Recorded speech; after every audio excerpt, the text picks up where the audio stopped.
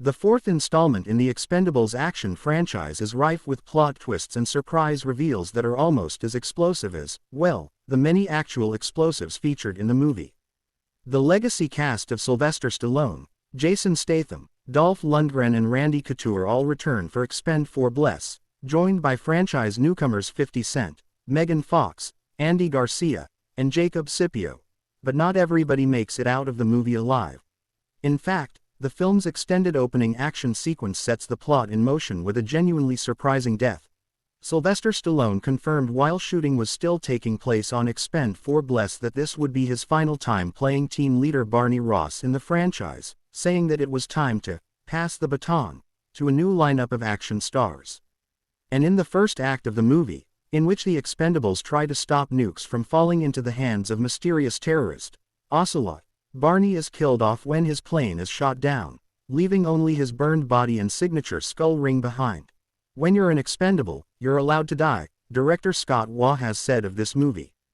That's your job. At Barney's funeral, Jason Statham's Lee Christmas is approached by CIA agent and former teammate of Barney, Marsh Andy Garcia, who removes him from the Expendables, brings in several new team members, and goes off in search of Ocelot.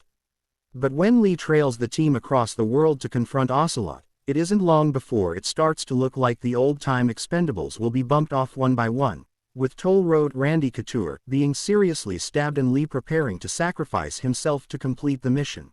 We like the idea that after Barney dies, we're just going to pick all the old guys off one by one, Waugh told USA Today. Even Statham is going out gloriously with that cry, "Make my sacrifice count." That's the tongue-in-cheek aspect of the franchise. At the 11th hour, we get two major reveals. Agent Marsh is unveiled to be the mastermind Ocelot, and Barney Ross returns from the grave to kill him. It turns out, Barney had suspected Marsh of shady behavior on previous missions, and long harbored the belief that he was the true identity of Ocelot. But in order to flush him out, he had to fake his own death.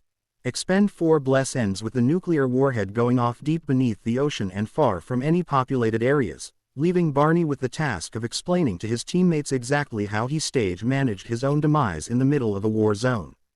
In flashback, we see the thug biker he fought with in an early scene steal his skull ring, leading to a fight. But what is only revealed now is that Barney kidnapped the dirtbag and put him in his place on the plane right before it got hit, while he parachuted to safety.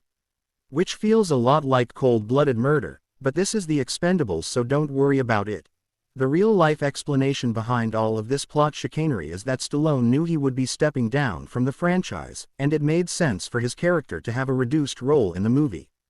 And while it would have been a bold move to kill off the character who has been such an anchor in the ensemble cast, fans will likely be glad to know that Barney gets a happier ending than that.